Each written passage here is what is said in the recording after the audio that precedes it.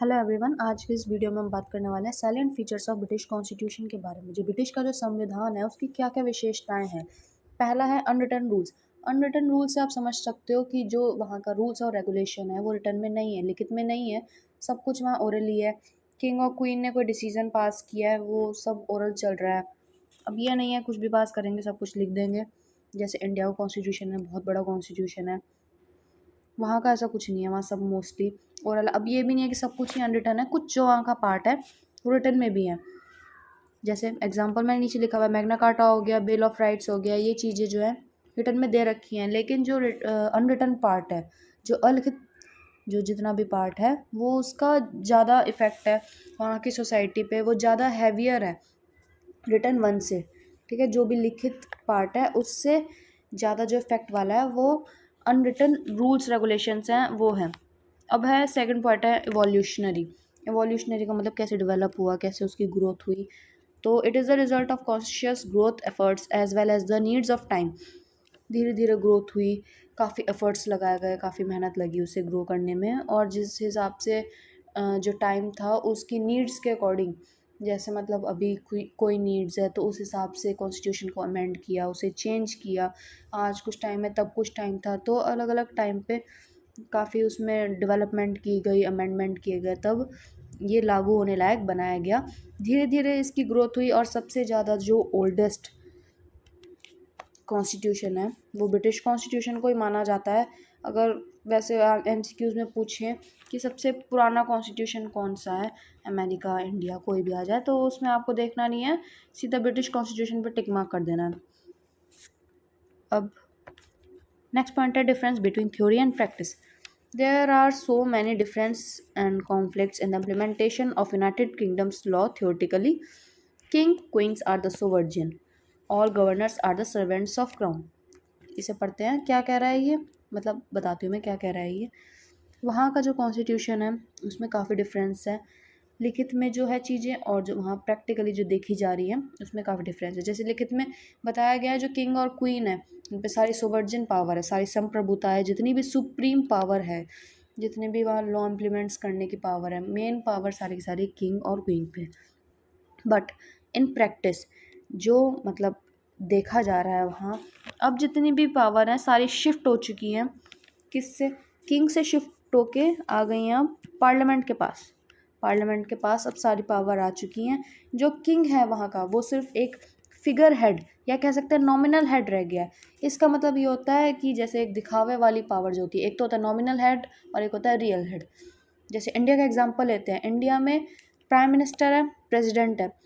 President जो है वो नॉमिनल हेड है, मतलब मोस्ट ऑफ द पावर्स उस पर पावर्स हैं, लेकिन जो वो है वो नॉमिनल हेड है, वो सिर्फ एक दिखावे वाली बॉडी है। लेकिन जो प्राइम मिनिस्टर है उस पर मोस्ट ऑफ द पावर्स हैं, सारा का सारा जो देखना मोस्टली वही करता है। तो जो रियल पावर्स है वो किस में वेस्ट करती हैं, प्राइम मिनिस्टर में वेस्ट करती है। वैसे ही वहाँ जो ब्रिटिश का कॉन्स्टिट्यूशन है, पहले तो चलो था कि किंग क्वीन में सारी वेस्ट करती थी पावर्स, बट अब का जो टाइम है, अब जो पावर्स हैं शिफ्ट हो चुकी है किंग क्वीन से लेके पार्लियामेंट में। जो किंग और क्वीन है, मतलब इस टाइम फ़िलहाल क्वीन होगी, वो वीटो का यूज़ नहीं कर सकते किसके अगेंस्ट, उन लॉज के अगेंस्ट जो पार्लियामेंट ने पास किए हैं।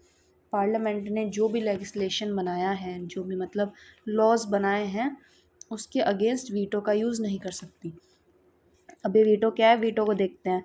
जैसे दो कंट्रीज़ हो गई, ए और बी कंट्रीज़ हो गई, ठीक है। अब इनके बीच में कोई कॉन्फ्लिक्ट चल रहा है, किसी भी XYZ चीज़ को लेके चल रहा है, और ये कंट्री है एक DEF करके कोई कंट्री है, इस पे पावर्स है, वीटो पावर है।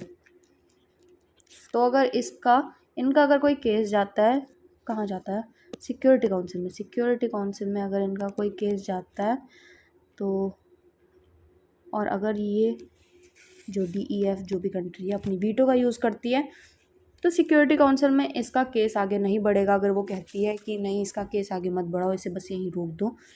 अभी वीटो क्या है, वीटो एक तरीके की नेगेटिव पावर है जो कुछ कंट्रीज़ के पास है अगर देखा जाए। लेकिन यहाँ पे हम सिर्फ किंग और क्वीन की बात कर रहे हैं, तो एक तरीके की, इतना आप ध्यान रख लेना, एक नेगेटिव पावर है कि अगर वो कह दे कि हाँ ये चीज़ आगे प्रोसीड ना की जाए, तो इस चीज़ को माना जाएगा ज़्यादा ड्रामेबाजी नहीं की जाएगी कि नहीं हम तो आगे करेंगे, ऐसा हम नहीं सुनने वाले, ये वो, ठीक है। और अब हम नेक्स्ट पॉइंट पे आते हैं, फ्लेक्सिबल। ब्रिटिश का कॉन्स्टिट्यूशन कितना फ्लेक्सिबल है, काफ़ी ज़्यादा फ्लेक्सिबल है। सिंपल मेजॉरिटी से अमेंडमेंट हो सकता है। इनका जो भी कॉन्स्टिट्यूशन के रूल्स एंड रेगुलेशंस हैं, ये नहीं है कि मतलब अलग अलग हाउसेस में जाएगा और बहुत ज़्यादा मतलब उसका टफ प्रोसीजर है जैसे मतलब इंडिया में लॉ पास करने के लिए, वहाँ ऐसा इतना नहीं है। सबसे ज़्यादा फ्लेक्सिबल जो कॉन्स्टिट्यूशन है वर्ल्ड का, वो अब तक का ब्रिटिश कॉन्स्टिट्यूशन माना जाता है, इतना आपको ध्यान रखना है। 5th पॉइंट पढ़ते हैं, ये कहता है यूनिटरी कॉन्स्टिट्यूशन। यूनिटरी कॉन्स्टिट्यूशन और powers are concentrated in single government, it has no concept of units. आपने पढ़ा होगा 2 तरीके की गवर्नमेंट होती है, एक होती है फेडरल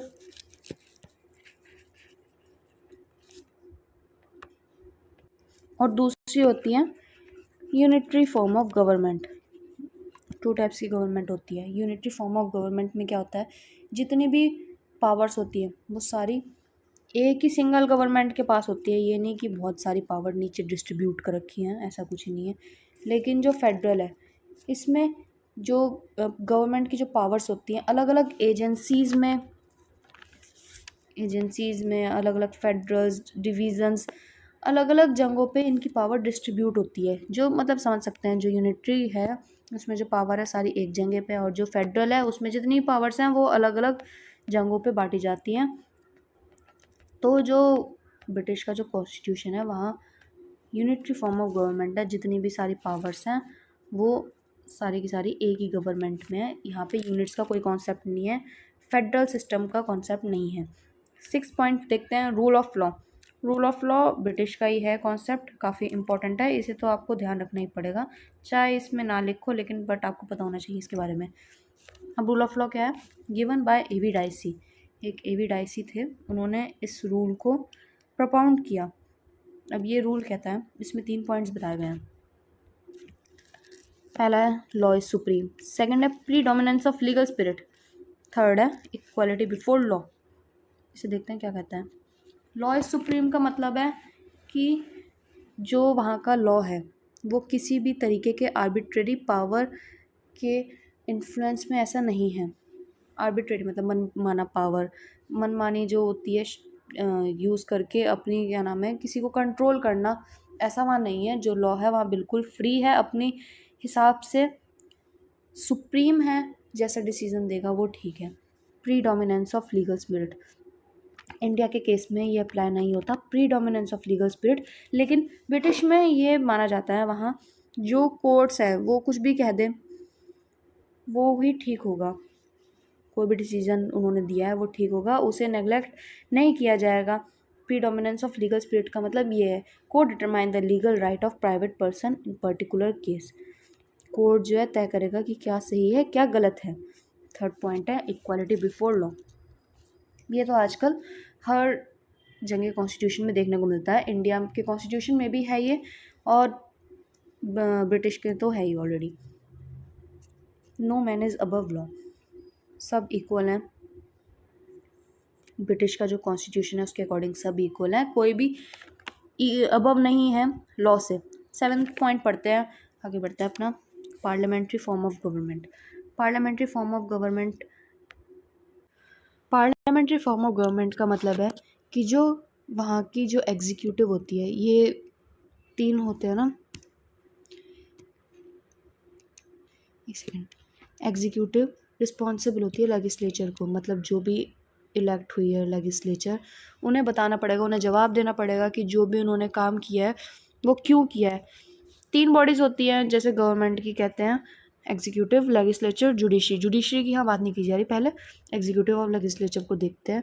जो एग्जीक्यूटिव है मतलब लेजिस्लेचर तो होती है जो लॉ पास करती है, एग्जीक्यूटिव जो लॉ को इम्प्लीमेंट करती है। तो अगर एग्जीक्यूटिव को लॉ को इम्प्लीमेंट करती है और अगर वो कोई गलत करती है सही करती है तो उन्हें जवाब देना पड़ेगा लेजिस्लेचर कि उन्होंने ऐसा क्यों किया। और ये चीज़ हमने पहले ही पढ़ी है। जो किंग है उसे नॉमिनल हेड माना जाता है, नॉमिनल मतलब दिखावे की पावर। और मिनिस्टर्स है जो मतलब पार्लियामेंट में बैठते हैं, house of common, house of lords, इन सब में वो है रियल हेड। नेक्स्ट पॉइंट पे मूव करते हैं। Bicameralism it means two houses. इसका मतलब होता है टू हाउसेस। जैसे इंडिया में है लोकसभा, राज्यसभा। राज्यसभा अपर हाउस होती है, लोकसभा लोअर हाउस होती है। ऐसे ही ब्रिटिश में दो हाउसेस हैं, एक तो है हाउस ऑफ कॉमन, दूसरा है हाउस ऑफ लॉर्ड। जो हाउस ऑफ कॉमन है ये होता है लोअर हाउस, LH का मतलब लोअर हाउस, UH का मतलब अपर हाउस, ठीक है। तो जो हाउस ऑफ कॉमन है उसके मेंबर्स हैं 651, जो वहाँ का ब्रिटिश जो पार्लियामेंट है उसके बारे में बात हो रही है। और जो हाउस ऑफ लॉर्ड्स है उसके 1100, 1100 मेंबर्स। जो हाउस ऑफ कॉमन है it is a popular chamber, एक पॉपुलर चैम्बर है जहाँ पीपल इलेक्ट किए जाते हैं, ठीक है। यहाँ जो पीपल आते हैं वो सारे इलेक्ट वाले आते हैं, ठीक है, इतना आपको ध्यान रखना है। और जो नेक्स्ट है house of Lord. House of Lord में ये एक हेरिडिटरी चैम्बर है। हेरिडिटरी चैम्बर मतलब जो भी क्वीन जिन्हें भी नॉमिनेट करेगी, जिन्हें भी चुनेगी, वो यहाँ के मेंबर बन जाएंगे, उसके अलावा कोई नहीं। तो इतना आपको ध्यान रखना है कि जो हाउस ऑफ कॉमन है यहाँ पे इलेक्ट किए हुए मेंबर आते हैं, और जो हाउस ऑफ लॉर्ड है यहाँ पे नॉमिनेट किए हुए मेंबर आते हैं, जो नॉमिनेशन क्वीन द्वारा किया जाता है। Next point, supremacy of parliament. जैसे पढ़ी लिया हमने पहले भी कि जो पार्लियामेंट है वो सुप्रीम है, किंग और क्वीन नॉमिनल हेड है। Law enacted by parliament can not be challenged in any court of law. जो भी पार्लियामेंट ने लॉज पास किए हैं वो किसी भी कोर्ट में उन्हें चैलेंज नहीं किया जाएगा। मतलब जो सही है, उन्होंने जो लॉज बना दिए हैं वो बिल्कुल ठीक है, और फिर इसे कोई भी किसी भी कोर्ट में चैलेंज नहीं किया जाएगा। एक थे डीलोम, एक बंदा था डीलोम, जिसने बताया है British parliament can do everything except make a man into women and vice versa. British की जो पार्लियामेंट है कुछ भी कर सकती है, क्या नहीं कर सकती, सिर्फ एक आदमी को औरत और औरत को आदमी नहीं बना सकती। इसके अलावा दुनिया में ऐसा कोई भी काम नहीं है जो ब्रिटिश पार्लियामेंट नहीं कर सकती। सब कर सकती है, काफ़ी पावरफुल है, काफ़ी पुरानी है, सारे काम कर सकती है। 10th है independence of judiciary. Independence of judiciary is not in, it means that independence judiciary is not influenced by external pressure।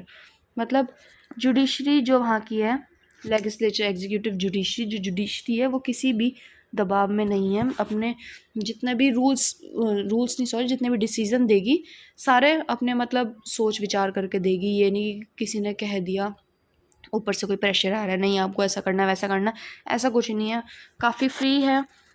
The rule of law in United Kingdom is protected by the fact that judges can only be removed from the office for significant misconduct and only after a procedure that require approval of both houses। जो वहाँ का rule of law है ये अभी हमने ऊपर पढ़ा। और बाकी जो जजेस हैं वो कैसे रिमूव किए जाएंगे, सिर्फ अगर उन्होंने कोई गलत काम किया, मतलब कोई मिसकंडक्ट किया है, जैसे कोई क्राइम हो गया या फिर कोई ऐसा काम किया है जो मतलब सोसाइटी के अगेंस्ट है, या मतलब उसे माना नहीं जा सकता, सिर्फ तभी उन्हें हटाया जाएगा। कैसे हटाया जाएगा? जब दोनों हाउसेस का अप्रूवल मिलेगा। कौन दोनों हाउसेस? एक तो हाउस ऑफ कॉमन और दूसरा हाउस ऑफ लॉर्ड। इन दोनों का अप्रूवल मिलने के बाद ही उसे हटाया जा सकता है। नेक्स्ट है blend of monarchy, aristocracy and democracy. Last point है 11th, British king queen represent monarchy, house of Lord represents aristocracy and the house of common is democratic and representing the people of land. जो British का जो queen है, king है, जो भी है, वो रिप्रेजेंट करता है मोनार्की को। तो आपको पता होना चाहिए अब ये मोनार्की, एरिस्टोक्रेसी, डेमोक्रेसी है क्या। जो मोनार्की है उसमें जितनी भी पावर्स होती हैं सारी की सारी किसके हाथ में होती हैं? किंग क्वीन के हाथ में होती है, सारा रूल उनका होता है।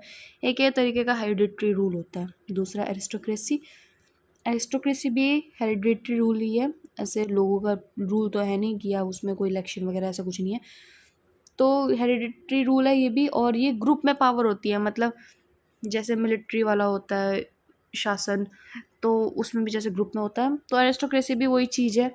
इसमें ग्रुप पे सारी पावर होती है, मोनार्की में सिर्फ एक किंग पे पावर होती है। और जो डेमोक्रेसी है जो इंडिया में चलती है वो आप जानती है कि जितनी पावर होती है पीपल के हाथ में होती है, इलेक्ट करते हैं रिप्रेजेंटेटिव को। Main power rest in the hands of people. ठीक है, तो इसमें ये बता रखा है।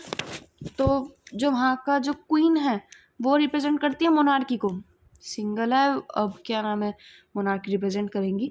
और जो एरिस्टोक्रेसी है ये कौन रिप्रेजेंट कर रहा है, हाउस ऑफ लॉर्ड। जो वहाँ का हाउस ऑफ लॉर्ड है, जो हेरिडिटरी चैम्बर ही है, अभी हमने पीछे पढ़ा था, वो रिप्रेजेंट कर रही है एरिस्टोक्रेसी को। और जो हाउस ऑफ कॉमन है वो क्या रिप्रेजेंट कर रहा है, द पीपल ऑफ लैंड, मतलब वही जो क्या नाम है इलेक्ट, वो सॉरी हाँ, जो पीपल, वही सारी पावर पीपल के हाथ में है, यही सारी चीज़ें हैं। तो आज के लिए बस इतना ही। और अगर कोई क्वेरी हो आप नीचे कमेंट सेक्शन में डाल दीजिए। लाइक कीजिए, शेयर कीजिए, सब्सक्राइब कीजिए। इन नोट्स को आप अपने यूज़ कर सकते हैं, लिख सकते हैं, काफ़ी काम के हैं, आपके भी काम आ जाएंगे पेपर एग्ज़ाम वगैरह में। And thank you, have a nice day.